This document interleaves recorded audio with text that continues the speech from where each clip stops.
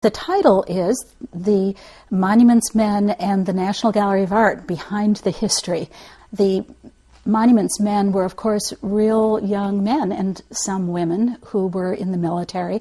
They were real people. We are going to put in the display objects, original photographs, other materials that are intended to bring the story to life. So we have in there one of the original World War II era photographs of Lamont Moore in his flak helmet and jacket.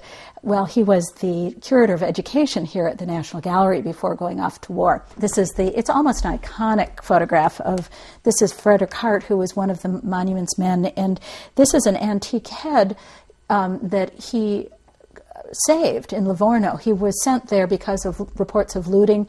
He saved this head. It's on his Jeep, Lucky 13. This is just this wonderfully symbolic image of what was happening. It was an effort that went from the very highest levels of our government, from President Roosevelt, down to these plucky, young, highly trained museum guys who, in another generation, you wonder if they'd ever have joined the military, but they did. They were volunteers.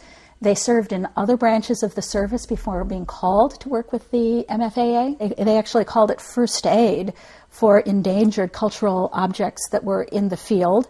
And they also, after the war ended in Germany, as the Army was discovering these extraordinary deposits of looted treasures, that they had the responsibility of protecting them, bringing them to safety, inventorying them, and eventually getting them back to rightful owners. While we must and will win this war, we should also remember the high price that will be paid if the very foundation of modern society is destroyed.